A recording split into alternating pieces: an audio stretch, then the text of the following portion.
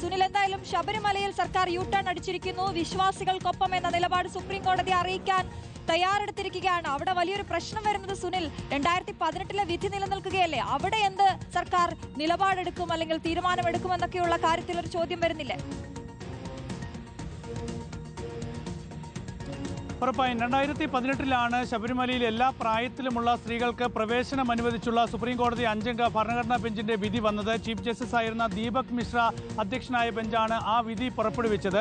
ആ വിധി ഇപ്പോഴും നിലനിൽക്കുകയാണ്. പിന്നീട് ഈ വിധി പുനഃപരിശോധിക്കണം എന്നാവശ്യപ്പെട്ടുള്ള നിരവധി ഹർജികൾ വന്നുവെങ്കിൽ പോലും ആ പുനഃപരിശോധനാ ഹർജികൾ സുപ്രീം കോടതി ഇതുവരെ പരിഗണിച്ചിട്ടില്ല. അതിനിടയിലാണ് ചീഫ് ജസ്റ്റിസ് ആയിരുന്ന എസ് എ ബോബ്ഡെ നേതൃത്വത്തിലുള്ള ബെഞ്ച് ഒരു 9-അംഗ ഭരണഘടനാ ബെഞ്ച് പരിഗണിച്ചുകൊണ്ട് വിശ്വാസവുമായി ബന്ധപ്പെട്ട എല്ലാ വിഷയങ്ങളും പരിശോധിക്കാനുള്ള തീരുമാനമെടുത്തത്. അടുത്ത കാലത്താണ് ആ ഭരണഘടനാ ബെഞ്ച് പുനഃസംഘടിപ്പിക്കാനുള്ള തീരുമാനമൊക്കെ തന്നെ സുപ്രീം കോടതി എടുത്തത്. ഏതായാലും ഈ കേസ് വിശദമായി പരിശോധിക്കാൻ സുപ്രീം കോടതി പോകുമ്പോഴാണ് സംസ്ഥാന സർക്കാർ ഇപ്പോൾ ഒരു നിലപാട് അറിയിക്കാൻ പോകുന്നത്. അപ്പോൾ 2018 സുപ്രീം കോടതി വിധിയുടെ അടിസ്ഥാനത്തിൽ ആ വിധി നടപ്പാക്കാനായിരുന്നു അന്ന് പിണറായി വിജയൻ സർക്കാർ തീരുമാനമെടുക്കുകയും അത് പിന്നീട് വലിയ സംഘർഷമായി മാറി, വലിയ വിവാദമായി മാറി. പിന്നീട് അത് 2019 ലോക്സഭാ തെരഞ്ഞെടുപ്പിൽ CPM-നൊക്കെ തന്നെ വലിയ തിരിച്ചടിയായതാണ്, ഇടതുപക്ഷത്തിന് വലിയ തിരിച്ചടിയായതാണ്.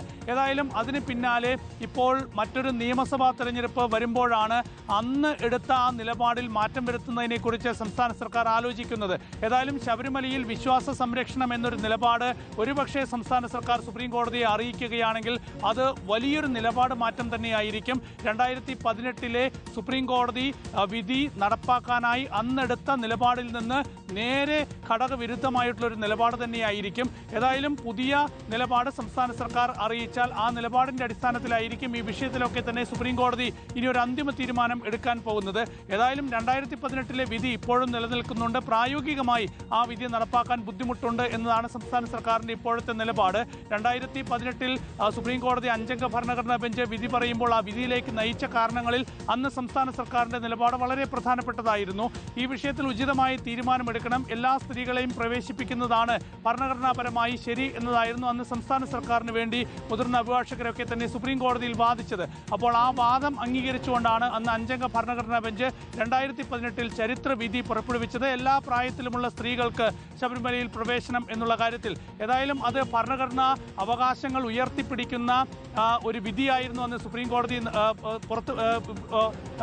കോടതി പുറപ്പെടുവിച്ചത്. പക്ഷേ ആ വിധി നടപ്പാക്കാൻ പ്രായോഗികമായി ഇപ്പോൾ ബുദ്ധിമുട്ടുണ്ട്. ഏതായാലും ഇപ്പോൾ ഒരു തെരഞ്ഞെടുപ്പിലേക്ക് വരുമ്പോൾ തീർച്ചയായും സംസ്ഥാന സർക്കാരിനെ സംബന്ധിച്ച്, CPM-നെ സംബന്ധിച്ച്, ഇടതുപക്ഷത്തെ സംബന്ധിച്ച് വിശ്വാസികൾക്കെതിരല്ല CPM-ഉം ഇടതുപക്ഷവും എന്ന് അറിയിക്കേണ്ട ഒരു ബാധ്യതയുണ്ട്. ആ ബാധ്യതയുടെ ഭാഗമായിട്ടാണ് തീർച്ചയായും ഇങ്ങനെയൊരു നീക്കത്തിലേക്ക് സർക്കാർ പോകുന്നത് എന്ന കാര്യത്തിൽ യാതൊരു സംശയമില്ല. നേരത്തെ റഹീസ് ചൂണ്ടിക്കാണിച്ചതുപോലെ അയ്യപ്പ സംഗമമൊക്കെ തന്നെ നടത്തിയത് അതിൻ്റെ ഭാഗമായി തന്നെയാണ്. എന്തായാലും അതിന് പിന്നാലെ ഇപ്പോൾ ആചാര സംരക്ഷണം എന്നൊരു നിലപാട് CPM സ്വീകരിക്കുന്നുണ്ട് എങ്കിൽ തീർച്ചയായും, അല്ലെങ്കിൽ സർക്കാർ സ്വീകരിക്കുന്നുണ്ട് എങ്കിൽ, CPM നേതൃത്വം നൽകുന്ന സർക്കാർ സ്വീകരിക്കുന്നുണ്ടെങ്കിൽ അതൊരു വലിയ നിലപാട് മാറ്റം തന്നെയാണ്. തീർച്ചയായും അതെങ്ങനെ സുപ്രീം കോടതി കാണും എന്നൊക്കെ കാത്തിരുന്ന് കാണാം. ഏതായാലും ഈ മാസം 14 മുൻപ് നിലപാട് അറിയിക്കാനാണ് ഈ കേസുമായി ബന്ധപ്പെട്ട എല്ലാ കക്ഷികളോടും സുപ്രീം കോടതി ആവശ്യപ്പെട്ടിരിക്കുന്നത്. അതിന്റെ അടിസ്ഥാനത്തിലാണ് ഇപ്പോൾ സംസ്ഥാന സർക്കാർ ഇങ്ങനെയൊരു നിലപാട് അറിയിക്കുന്നതിനെ കുറിച്ച് ആലോചിക്കുന്നത്. ശരി, PR സുനിലാണ് ദില്ലിയിൽ നിന്ന് വിവരങ്ങൾ നൽകിക്കൊണ്ടിരിക്കുന്നത്. എന്തായാലും വിശ്വാസ സംരക്ഷണ നിലപാട് സ്വീകരിക്കാൻ